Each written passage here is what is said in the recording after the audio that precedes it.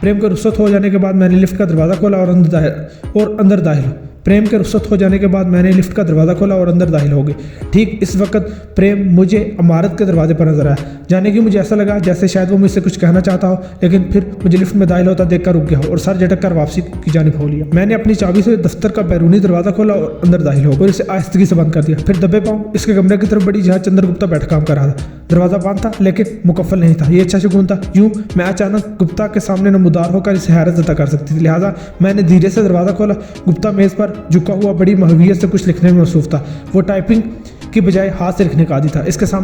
इसके सामने पहले से लिखे हुए सफ़ात बड़ी तरतीब से रखे हुए थे। वो अपने काम में इस कदर मुनहमिक था कि इसे कमरे का दरवाज़ा खोलने का एहसास तक नहीं था। मैं तदबीर कालीन पर बेआवाज़ चलती हुई गुप्ता के बिल्कुल करीब आ गई। मेज़ के उस जानिब ऊपर वाली दराज में भरा हुआ पिस्तौल हर वक्त रखा रहता था।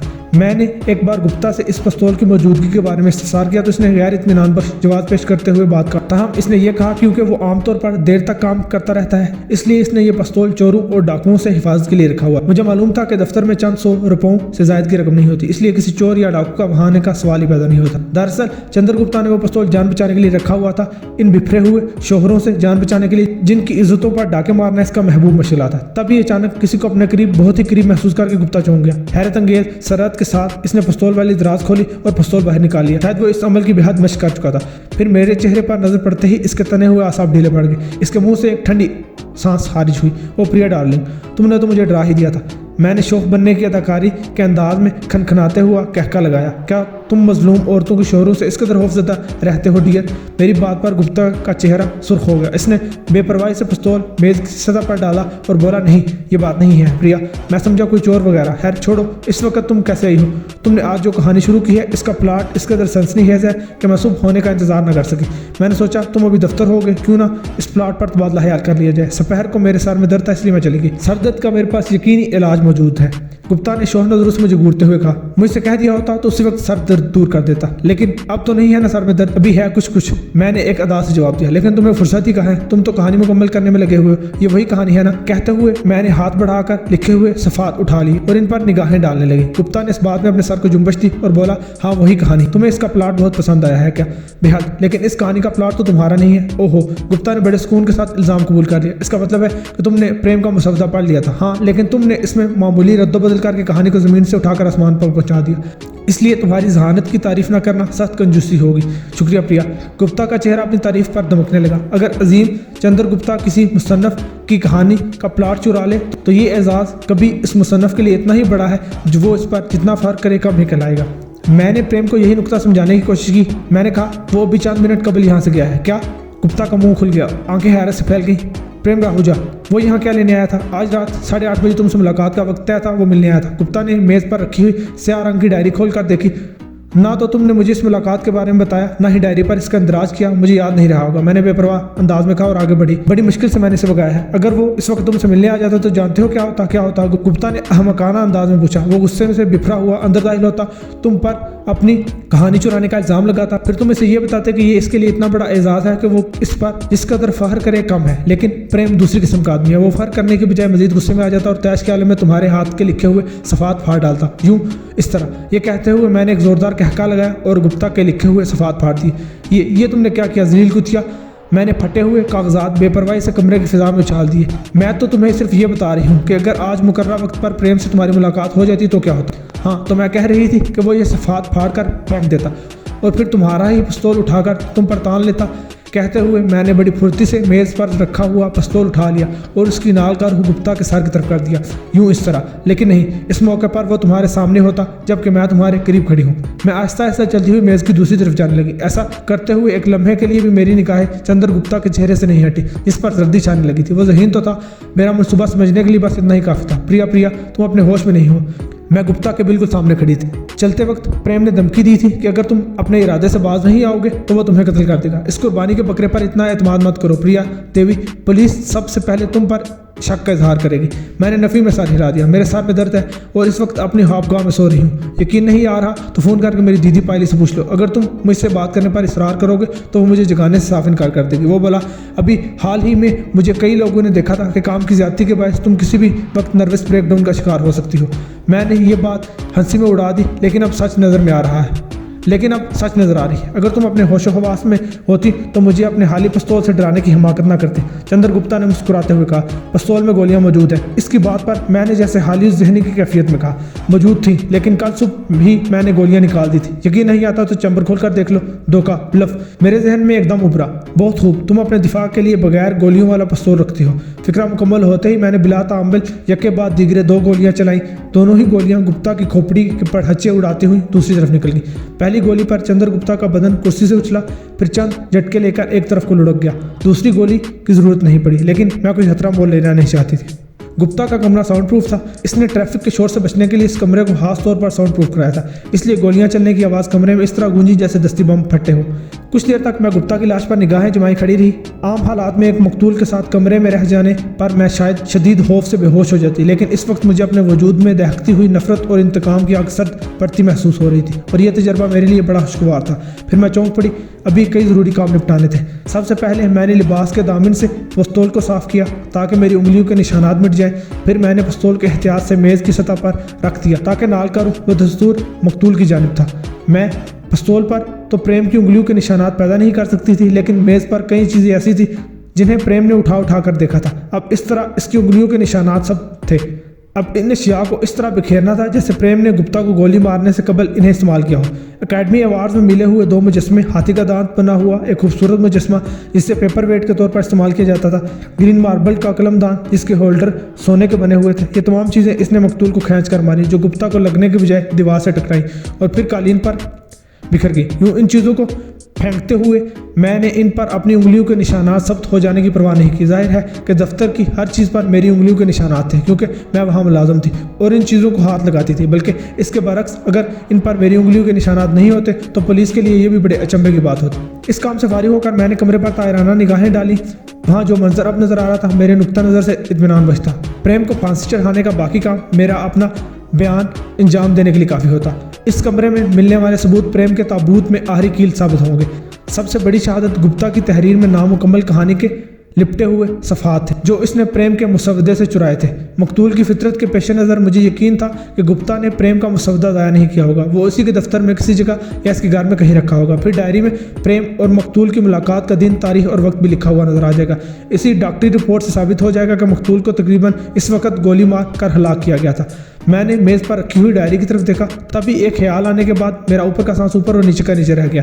मैं डायरी में मुलाकात का इंदराज करना तो भूल ही गई थी। ये गलती बहुत छोटी थी। मैं कह सकती थी कि मैं डायरी में इसका इंदराज करना भूल गई, लेकिन ये छोटी सी गलती पुलिस को मेरी तरफ मुतवज्जह कर सकती थी। ये ज़रा सी गलती किसी भी तरह मेरे मंसूबे को नाकाम नहीं बना सकती थी, लेकिन इस मंसूबे पर एक बदनुमा दाग की तरह नुमायाँ हो सकती थी जो मेरे उस्ताद की तालीमात के खिलाफ था। मैंने डायरी में मतलूबा सफ़ा खोला और इस पर शब 8:30 बजे मुलाकात का वक्त इंदराज कर दिया। मैं शब हाबी का लिबास तन किए जब जुमायाँ लेती हुई ड्राइंग रूम में दाखिल हुई तो इस वक्त रात के 9 बज रहे थे। पायली टीवी के सामने बैठी हुई थी। मुझे भूख लग रही है दीदी। अब कैसी तबीयत है तुम्हारी? 2 घंटे की नींद ने दर्द खत्म कर दिया, अब भूख लग रही है। फ्रिज में खाना रखा है, खुद ही गर्म कर लो। रात मुझे देर से नींद आई।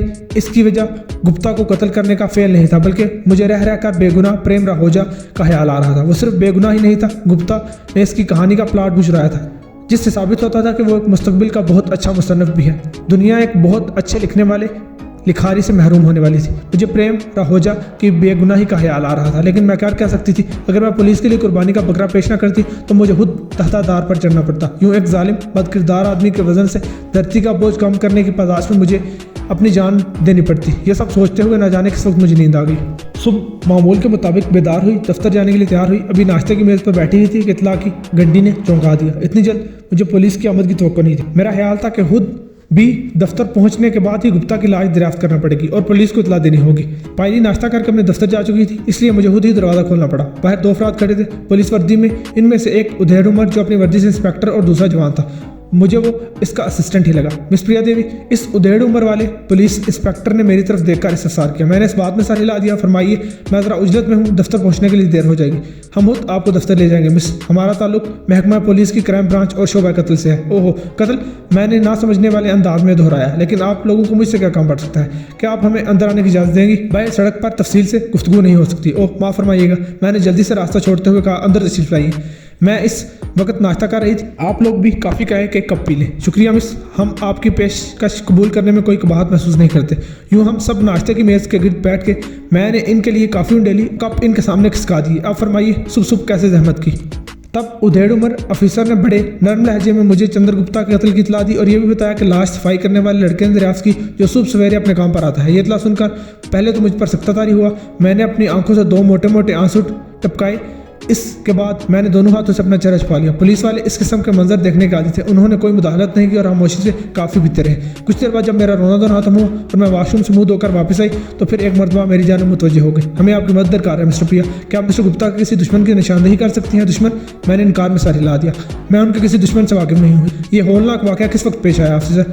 वक्त का तयन तो पोस्टमार्टम से ही हो सकता है, लेकिन इब्तदाई मामले के बाद डॉक्टर का ख्याल है कि इनकी मौत गुज़श्ता शब 8:30 से 9 बजे के दरमियान वाक़ई हुई। 8:30 बजे मैंने बुरी तरह चौंकते हुए अदाकारी की, जिसे पुलिस वालों ने फ़ौरन नोट कर दिया। क्या गुज़श्ता शब 8:30 बजे मिस्टर गुप्ता को किसी से मुलाकात करनी थी मिस? उधेड़ उमर पुलिस अफसर ने मुझे तेज़ नज़र से घूरते हुए सवाल किया। मैंने दानिस्ता ज़रा हिचकिचाने की अदाकारी की। मुजरम कानून की गिरफ्त से नहीं बच सकता मिस्टर प्रिया, लेकिन आप आखिर कातिल को क्यों बचाने की कोशिश कर रही हैं? मुझे इनकी लाइल्मी पर ताज्जुब हो रहा था। मैंने गुप्ता को कत्ल करने के बाद डायरी में प्रेम का नाम और मुलाकात का वक्त तहरीर कर दिया था। क्या पुलिस वालों ने वो डायरी अभी तक नहीं देखी थी या पुलिस के आने से पहले ही वो डायरी दफ्तर से गायब हो गई थी? मैं किसी को बचाने की कोशिश में नहीं हूँ ऑफिसर। कल रात 8:30 बजे जिस आदमी को मिस्टर गुप्ता से मुलाकात करनी थी वो शख्स इतना बेज़रा नजर आता है कि एक लम्हे के लिए भी नहीं कहा जा सकता कि वो कत्ल जैसे भयानक जुर्म का इर्तिकाब कर सकता है। किसी भी शख्स की बेगुनाही का फैसला करना हमारा और आपका काम नहीं मिस, ये अदालत का काम है। आप दुरुस्त कहते हैं ऑफिसर। मिस्टर गुप्ता को गुज़श्ता शब 8:30 बजे प्रेम नामी एक शख्स से मुलाकात करना थी। पुलिस ऑफिसर ने इस बात में सर हिला दिया। इसका नौजवान साथी नोटबुक में गुफ्तगू के अहम नुकात लिख रहा था। डायरी से हमें इस वक्त का इल्म हो चुका है मिस्टर प्रिया, लेकिन ये पता नहीं चल सका कि इस शख्स का पूरा नाम क्या है, क्या करता है, कहाँ रहता है और इसे मकतूल से क्या काम था। आप मिस्टर गुप्ता की प्राइवेट सेक्रेटरी हैं, आप हमारी रहनुमाई कर सकती हैं। मैंने इत्मीनान का सांस लिया, गोया डायरी पुलिस वालों को मिल गई थी, लेकिन ये ऑफिसर जानबूझकर अनजान बना हुआ था। ताहम एक लम्हे के लिए मुझे इस चालाक ऑफिसर से भी खौफ महसूस होने लगा। इसका पूरा नाम और पता मुसवदे पर लिखा हुआ था जो मुझे याद नहीं। अलबत्ता इसने मुझे अपना फ़ोन नंबर लिखवा दिया था जो वहीं दफ्तर में यादाश्त वाले पैड पर लिखा हुआ था। ये शख्स प्रेम दरअसल एक नया मुसन्निफ है। इसने सालों की सख्त मेहनत के बाद एक कहानी लिखी है जिससे वो मिस्टर गुप्ता को दिखाना चाहता था। मैंने इसे बताया कि मिस्टर गुप्ता सिर्फ मुंतहिब शुदा मुसवदे पढ़ते हैं। मुसवदा पढ़ने का इब्तदाई काम इनका स्टाफ करता है। इस पर वो शख्स कुछ ज़्यादा ही दिल बर्दाश्त नजर आने लगा। मुझे इस पर रहम आ गया। मैंने इससे मुसवदा ले लिया जो हाथ से लिखा हुआ था और कोई नकल भी इसकी पास नहीं थी। मेरा ख्याल है कि इस बात ने मिस्टर गुप्ता को इस बदयांती पर उकसाया था। बदयांती? कैसी बदयांती मिस्टर प्रिया देवी? तभी मैं दानिस्ता तौर पर अपने निचला होंठ छुपाने लगी, जैसे गलती पर मुझे खुद पर गुस्सा आ रहा और यूं इंस्पेक्टर के इसरार पर मुझे सब कुछ उगलना पड़ा। इस शख्स से मुसवदा लेकर मैंने इसे कह दिया था कि वो बुध की रात 8:30 बजे मिस्टर गुप्ता से मुलाकात कर ले। इस वक्त तक वो इसकी कहानी पढ़ लेंगे और इस सिलसिले में जो उनकी राय होगी वो उसे खुद बता देंगे। वो मुझे अपना फ़ोन नंबर लिखवा कर चला गया। मिस्टर गुप्ता काम से गए हुए थे और मैं बिल्कुल खाली बैठी हुई थी। वक्त गुजारी के लिए मैंने मुसवदा पढ़ना शुरू कर दिया। वो कहानी वाकई बहुत उम्दा थी जिस पर मुझे भी खुशी हुई। मैंने एक बासलाहियत मुसन्नफ़ की मदद करने का वादा किया है, इसलिए मैंने गुप्ता पर काफ़ी जोर दिया कि वो इसे ज़रूर पढ़ें। ये कि इस कहानी का मुसन्नफ़ बुध की शाम इनसे मिलने आएगा। मिस्टर गुप्ता ने वादा कर लिया। बुध की सुबह मैंने मिस्टर गुप्ता से दरियाफ्त किया कि क्या उन्होंने वो मुसवदा पढ़ लिया है। इस पर उन्होंने जवाब दिया कि वो मुसवदा इनसे कहीं गुम हो गया है। मुझे बड़ा सदमा हुआ, खास तौर पर इसलिए कि इस कहानी की कोई नकल प्रेम के पास मौजूद नहीं थी। दोपहर के बाद मिस्टर गुप्ता मुझे अपने कमरे में तलब किया और मुझे बताया कि इनके जहन में एक कहानी का हाका है और वो मुझे इसके हासास नुकात लिखवाना चाहते हैं। जब उन्होंने डिक्टेशन दी तो इस कहानी का प्लाट वही था जो मैंने प्रेम के गुमशुदा मुसवदे में पढ़ा था। अगर इत्तेफाक से मैंने वो मुसवदा ना पढ़ा होता तो मुझे कभी इसकी चोरी का इल्म ना होता। मैंने इस बदयांती पर मिस्टर गुप्ता को मुलामत की, लेकिन इनका इसरार था कि उन्होंने प्रेम की कहानी नहीं पढ़ी, बल्कि अगर इन दोनों में प्लाट यकसा है तो ये चोरी नहीं है। ये एक दिलचस्प और हैरत अंगेज इत्तेफाक है। मैं ज़रा सांस लेने के लिए रुकी। इन दोनों पुलिस ऑफिसर ने एक दूसरे की तरफ मानी नज़रों से देखा जैसे लाश के करीब पाए जाने वाले फटे हुए कागज़ों का मुइम्मा हल हो गया हो। आपको प्रेम की कहानी का वो मुसवदा नज़र नहीं आया कहीं? मिस्टर गुप्ता बहुत बड़े टीवी प्रोड्यूसर और डायरेक्टर थे मिस प्रिया। इनकी मेज़, दराजों और किताबों की अलमारी में सैकड़ों के हिसाब से कहानियों के मुसवदे और ड्रामा स्क्रिप्ट लिखे हुए थे। इनकी जांच पड़ताल बड़ी फुर्सत का काम है। हमने वहाँ सरसरी सी नज़र डाली थी, लेकिन इस मुसवदे पर प्रेम का नाम नज़र नहीं आता। अगर मुसवदा मिस्टर गुप्ता ने ज़ाया नहीं किया तो वो ज़रूर मिल जाएगा।